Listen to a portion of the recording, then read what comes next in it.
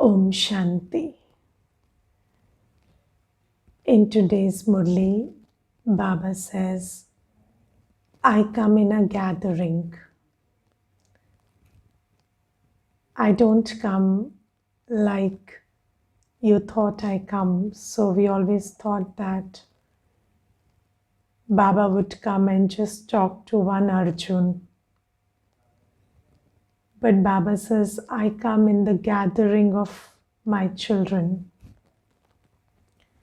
And I remember when we used to go for Bap Dada Milan, and Baba used to descend into the body of Gulzar Dadiji.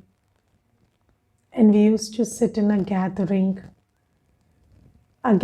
of about 25,000 brothers and sisters. And yet it felt like I am sitting individually in front of my parent. And my Baba is giving me everything very personally. And that reminded me of, a woman I saw who had 14 children. And I asked her, don't you forget the names of one or two? So sometimes you must be forgetting the name of one or two children. And then she looked at me and she said, they are my children. So I could know that, this relationship between a parent and children is such that even if you have many children, your relationship with each one is very personal and very close. And Baba says, I also come in the gathering of my children, and when I come in this gathering, I bring, just like, in a gathering you eat and make merry. So when you have a party at home, there is a lot of eating and lot of, sharing. So Baba says, here, I am your mother and father, so I give you the nourishment of the soul in this gathering. So when you meet me, I give you the nourishment that you need.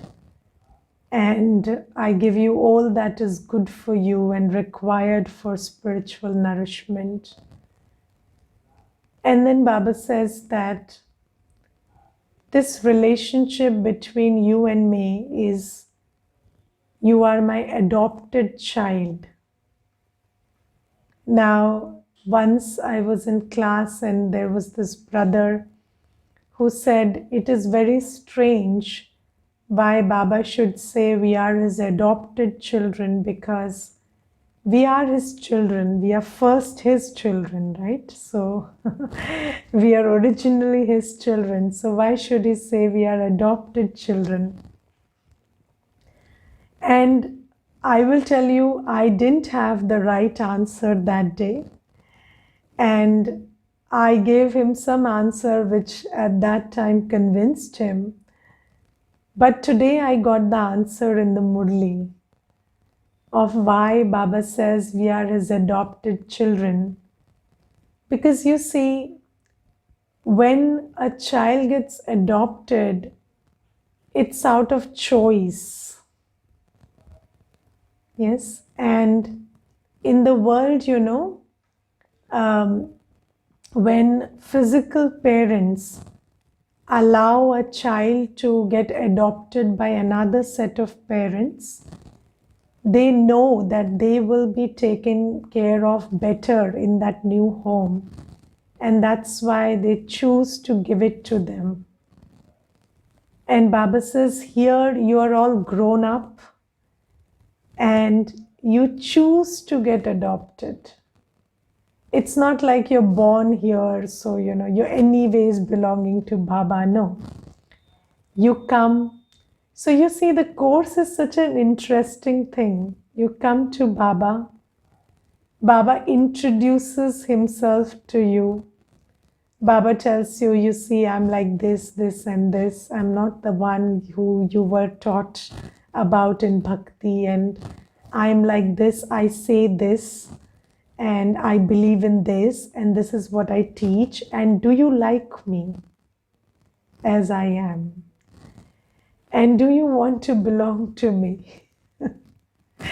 So it is a very beautiful relationship where we choose our parent, and then we say, okay, Baba, we like you and we love you, and we find that you are the one who is going to give me more than what I'm getting right now from others.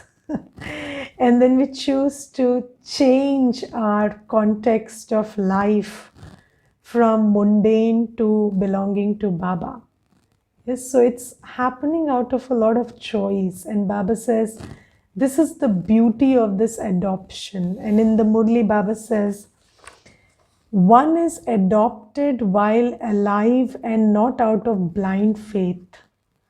So it is not some blind faith that you came to Baba, you were told everything. And when I undertake the course, I make it a point to give that example where Baba says that you can belong to me or you can wait for grace.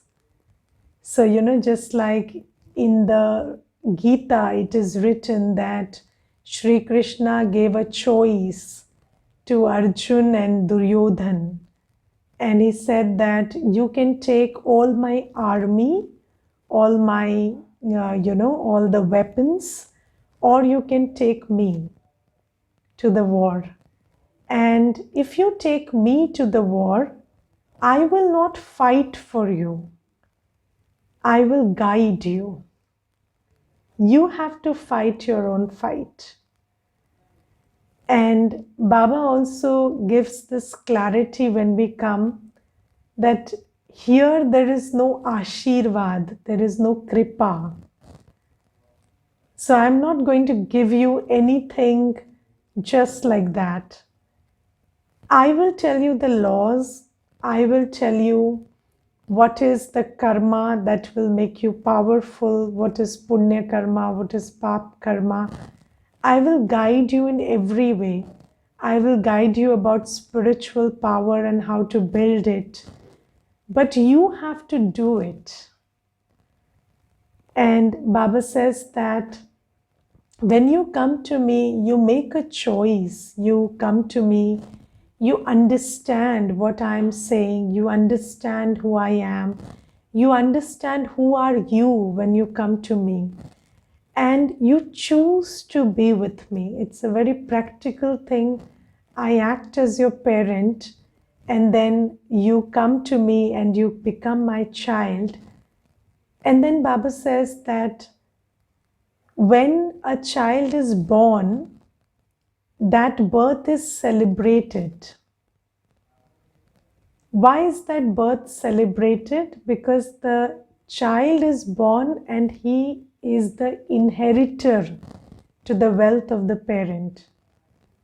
Yes, so what is so great about birth? So as soon as you're born, you become the inheritor to that parent's property. So that birth is celebrated.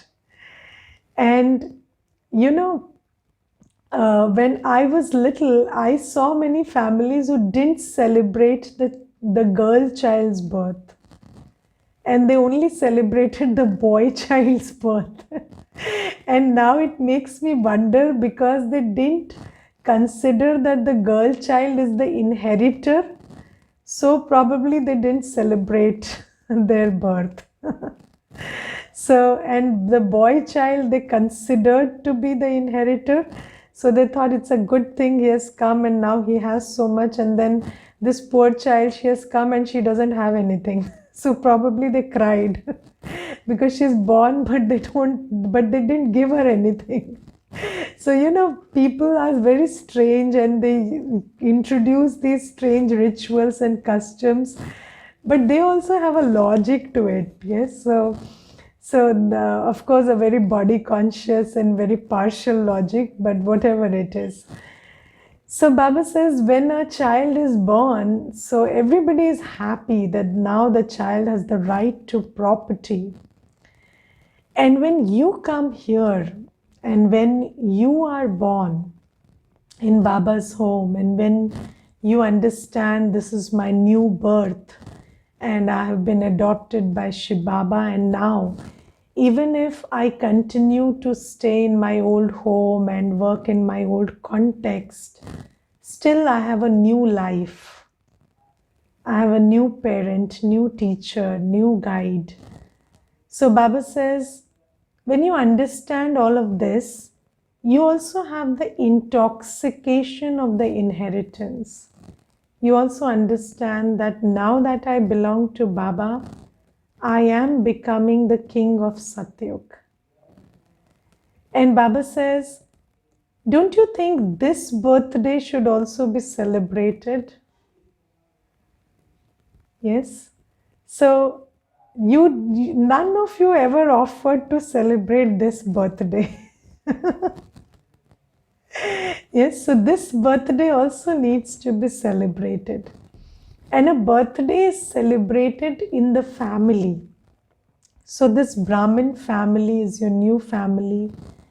And the way to celebrate this birthday is to offer bhog, yes, to Baba, and the whole family celebrates the birthday by accepting that bhog. So this is the way we celebrate our Alaukik birthday. It's called the Alaukik birthday. And Baba says, you should celebrate this birthday every year. You should celebrate the birth and the birthday both. And Baba also says something very interesting today. There are some who don't celebrate the birth. So when you're born, that's the greatest opportunity for celebration. So even if, so today Baba says that actually when you undertake the course, that's your birthday, right? You're born that day. But if you were not able to gauge, the importance of that day, and you were not able to understand that you really got lucky. So whenever you really understood that it's a great fortune that I belong to Baba now, and you understand that you're born to Baba, that day of realization can be celebrated as your birthday. So Baba says, whichever day you choose, you have to celebrate your birth and your birthday. And why? Because it reminds you that you are you have a right to Baba's property now. So this birthday is a reminder that now you belong to the Almighty and you have a right to the Almighty's treasures, and that you are the inheritor of the kingdom of Satyug. So Baba says, just like when you celebrate that birthday, you're very proud of being born into that family. So similarly, this will be a reminder, and this will reinforce that now you belong to this deity, so would-be deity clan, and then you're going to be a deity in next birth. So this intoxication will come. So Baba says you should celebrate your birthday with great pomp and show, okay? And this is how the true Janamashtami, or the true birthday of every would-be deity, should be celebrated in Sangam Yuga. And today Baba also says that I adopt you and then I teach you. And what I teach you is, I teach you that all my children were burned on the pyre of lust. So, when you want to untangle a thread, you want to figure out how it got tangled in the first place. So Baba says everyone wants to move from sorrow to happiness, from peacelessness to peace. But the first question is, how did we get here? So we are Baba's children, we are souls, pure souls, and how did we get here? So Baba gives us Baba tells us the secret which nobody knows in this world. And the secret is that we became who we became by burning on the pyre of lust. So lust is the biggest enemy. This is what Baba teaches us. And this is why Baba says, I also give you the directions of how to go back to your original stage of power and purity. And that is by giving up the vices and mainly lust to begin with. So you first become free from lust and then slowly, gradually give up the vices. And then Baba says, I tell you the whole roadmap, remember me. Yes, and I give you the Shrimat, how to change your sanskars. And then I take you back to where you were. Okay. Now, in the Murli today, there is also mention of drama and karma.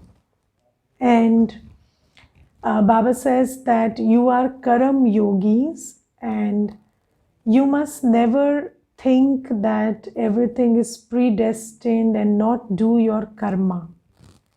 So effort is very important. And I will tell you something. Over the years, I have realized the importance of karma. Yes, and Baba says that in Satyug we were Sola Kala Sampoon. So we were in a stage of perfection. And when Baba comes, Baba tells us to do everything. Baba says, don't be inhibited by the gender of your body. Don't think that I cannot do this because I'm in a female body, or I cannot do this because I'm in a male body. Baba says you should be able to do every work, every seva. And I have slowly, gradually realized that karma is very important if you want to really unlock your buddhi. And there was this little girl, and I once had an experience with her, and she was very dull. And she was very dull and inactive. And when I inquired into why she is that way, so since childhood, she was not introduced into a lot of activity. So you know these parents take this effort to make their children solve puzzles and quizzes, and they make them play abacus and this and that. And that's very important, because if you don't use your faculties, if you don't express what's there within you, if you don't express your potential in action, it dies out. You lose your ability to think, to decide, to act. All your abilities are lost. And I saw that girl, and when she came into Gyan, what we did is we started asking her to, come in Seva, and she used to be part of Seva. And then when she started doing Seva with us, she grew mentally also a lot. And Baba says that Baba gives us the knowledge of drama because everyone should understand that there is no comparison between you and the other. So every soul has a different part, a different potential, a different capacity. But when you do your bit, you will be able to realize your potential. So drama makes you put a full stop. Whenever you start comparing, whenever you start complaining, so that robbing of energy is stopped when you use the knowledge of drama. So you understand that things cannot be perfect, people cannot be perfect, and everyone has their own potential, own destiny. So that notwithstanding, you have to understand that you have to do your bit 100%. Because if you don't do karma, you will not realize your potential. So using every aspect of your existence, your body, your mind, your wealth, your energy, your specialities, your efficiencies, everything in a worthwhile way for seva, yes, for creating good karma. That's the way to become Sola Kala Sampoorn. And then Baba says, of course, when you become Sola Kala Sampoorn, you will be one deity. You will not be like another deity. So even the 33 crore deities are different. So you have to understand the design of drama is that everybody is different. And whenever you start comparing, criticizing, complaining, you use the knowledge of drama because it is what it is. Yes, you don't have full control on it, but you also put in your 100% effort. And do you know how you realize it's 100% effort? When you are contented with yourself. So when you're knowledgeful and you know that I'm not like anyone else and I don't have to go into comparison and complaining and this and that, and then you've given your 100%, you will be very contented with yourself. And that's the sign of a soul who is making effort. And when you read Baba's Murli, you will feel like Baba is very happy with you. There are some children who say that Baba today scolded me in the Murli. So I said, Baba didn't scold me because I didn't do anything wrong. Probably he scolded you because today you've done something wrong. So, when you read Baba's Murli, you feel that Baba loves you and Baba is happy with you when you are doing your bit. And when you're not doing your bit, then when you're not doing everything according to your potential, then you either avoid the Murli or feel that Baba is scolding you or this or that, or Baba is pressurizing you or something. But that's all because you have not reached where Baba wants you to reach. Baba is not someone who does anything in excess. Baba exactly knows what to do with you. And if you're feeling pushed, it means you need to push yourself. If you're feeling pressured, that pressure is genuine and it's required. That means you're not doing your bit. And when you're doing your bit, you will feel like I am doing everything that Baba is saying and Baba is very happy with me. And that's drama. That's drama. Maybe another person sitting beside you will feel that you are not doing enough. But when you are doing your bit, you will feel very happy.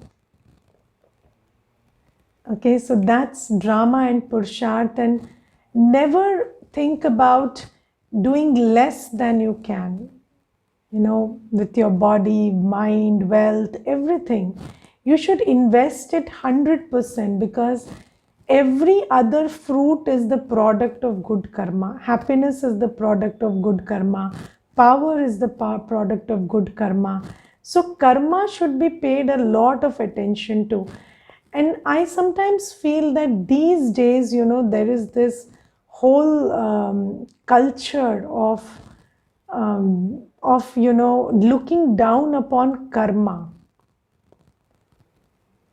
So people think that if you're sitting and whiling away your time, you're very fortunate. And I think this is the biggest illusion that Ravan has created. If you have work, and work that is benefiting others spiritually, yes, of course physically also, but then work that has a spiritual element to it, that's what makes you lucky. And that's called seva. So Baba says, that's what karma is about. And you are not karam sannyasis. Baba says, no. You are karam yogis. You do knowledgeful, loveful and powerful karma.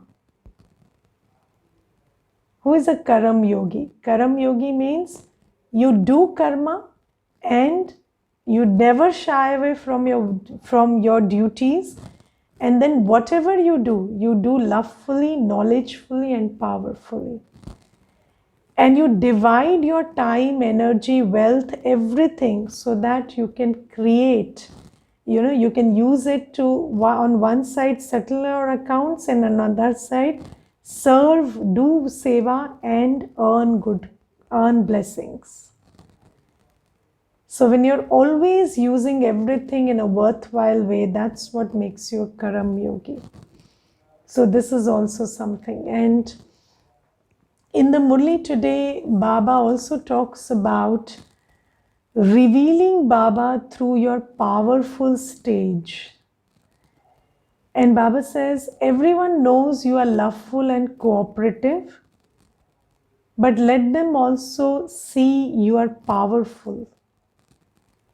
And this recent example of that brother's death, that Siddharth Bhai's death. This is one incident where we came to know that spiritual power can actually do a lot of seva. So the mother displayed the power to face in her life.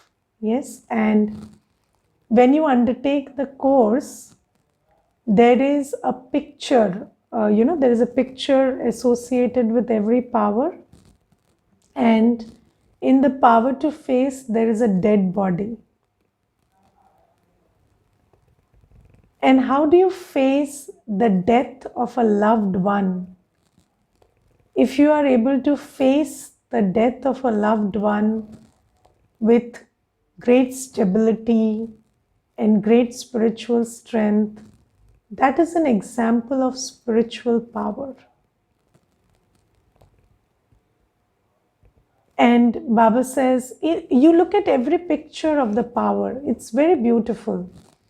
Baba says that power to tolerate is depicted by a child throwing stone on towards the tree, and the tree giving fruit. So if you are able to do that, if you are able to set this example where somebody is throwing stones at you and you are able to give them fruits, that's an example which makes the other person think, what is it that these souls uphold within themselves which enables them to behave like this in this situation.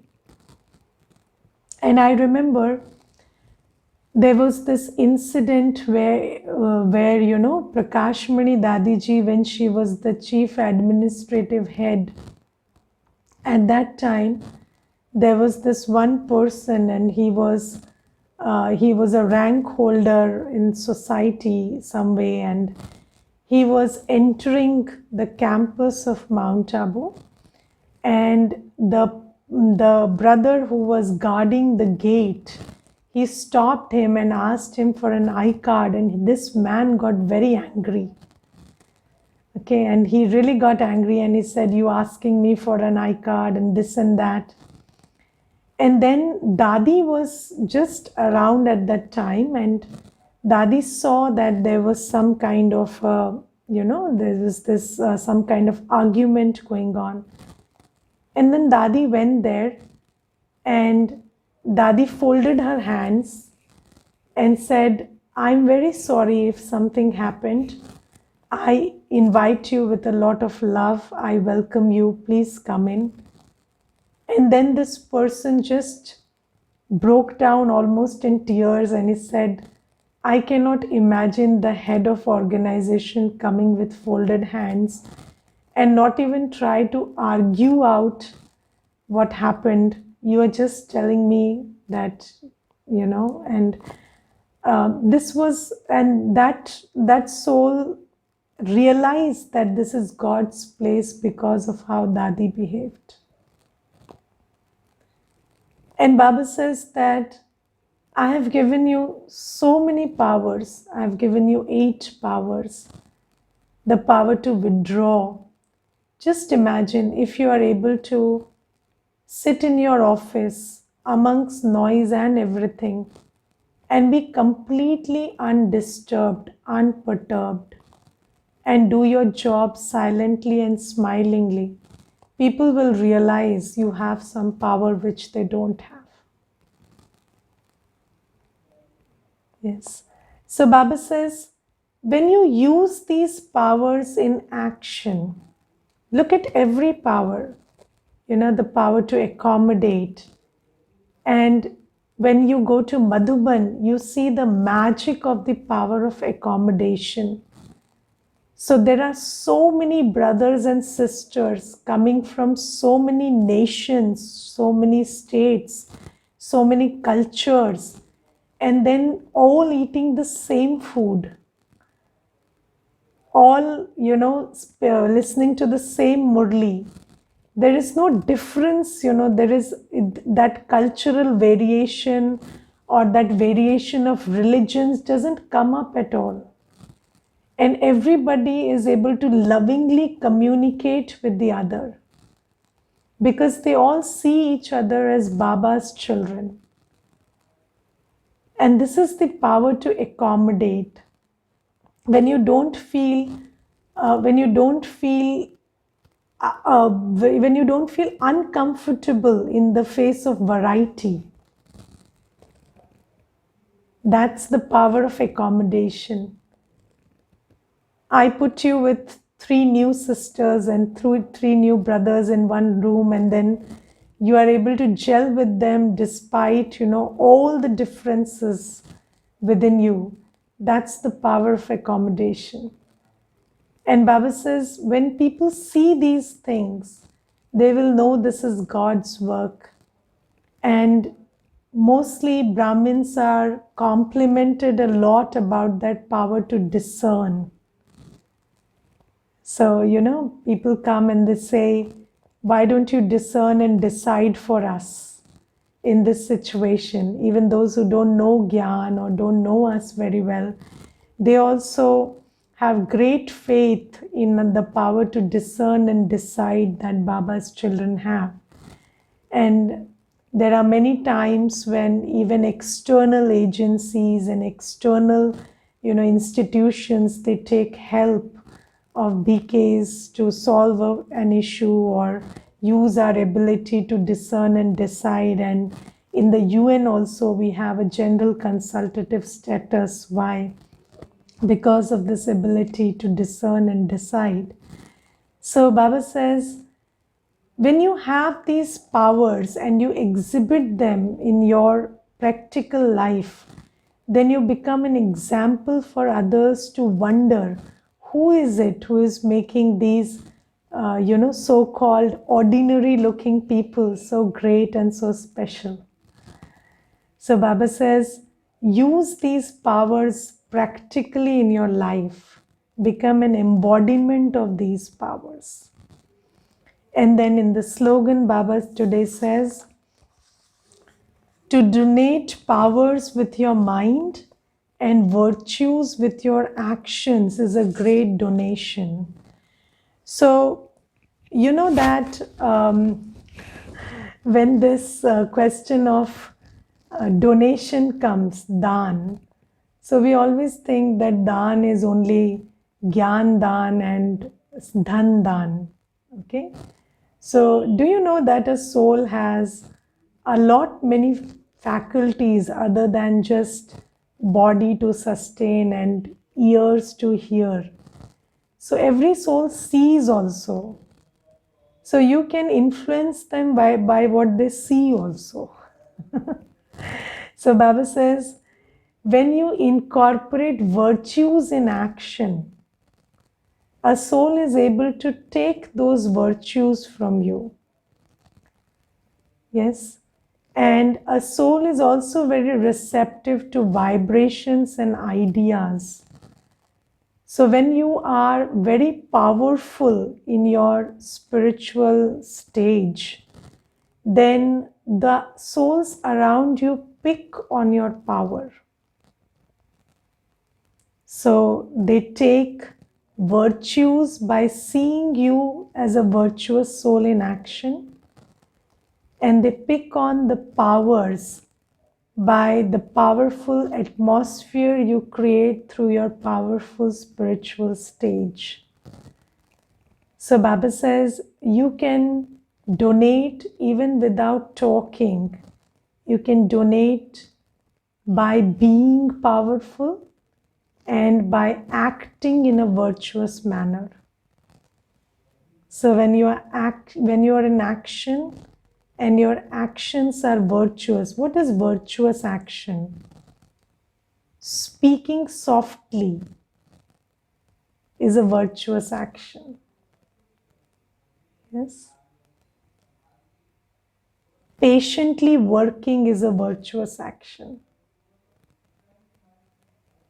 Exhibiting the virtue of tolerance when you are in action is a virtuous action. Yes. Being respectful while you are acting is a virtuous action. Being very silent and yogyukt and connected within while eating food is a virtuous action.